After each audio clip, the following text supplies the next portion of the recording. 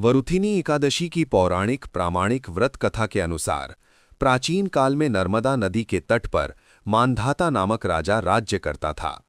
वो अत्यंत दानशील तथा तपस्वी था। एक दिन जब वो जंगल में तपस्या कर रहा था, तभी न जाने कहां से एक जंगली भालू आया और राजा का पैर चबाने लगा। राजा पूर्ववत अपनी तपस्या में लीन रहा। कुछ देर बाद पैर चबाते चबाते भालू राजा को घसीटकर पास के जंगल में ले गया। राजा बहुत घबराया, मगर तापस धर्म अनुकूल उसने क्रोध और हिंसा ना करके भगवान विष्णु से प्रार्थना की। करुण भाव से भगवान विष्णु को पुकारा। उसकी पुकार सुनकर भगवान श्री हरि विष्णु प्रकट हुए और उन्होंने चक्र से भालू को मार डाला। राजा का पैर भालू पहले ही खा चुका था।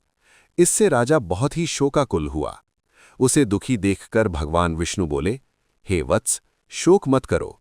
तुम मथुरा जाओ और वरुथिनी एकादशी का व्रत रखकर मेरी वराह अवतार मूर्ति की पूजा करो।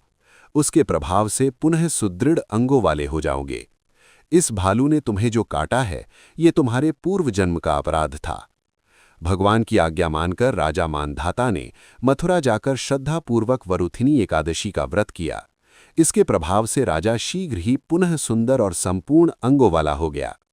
इसी एकादशी के प्रभाव से राजा मांधाता स्वर्ग गया था। मान्यता अनुसार वरुथिनी एकादशी के व्रत से अन्नदान, कन्यादान तथा 10,000 वर्ष तक तप करने के बराबर फल प्राप्त होता है। इस व्रत के महात्म्य को पढ़ने से 1000 गौदान का फल मिलता है।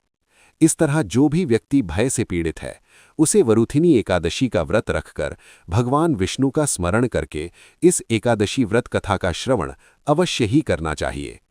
इस व्रत को करने से समस्त पापों का नाश होकर मोक्ष मिलता है। कथा के अनुसार जो व्यक्ति वरुथिनी एकादशी का पूर्ण श्रद्धा और निष्ठा के साथ पालन करता है, उसे सर्व पापों से मुक्ति, आध्यात्मिक उन्नति और धन संपत्ति की प्राप्ति होती है।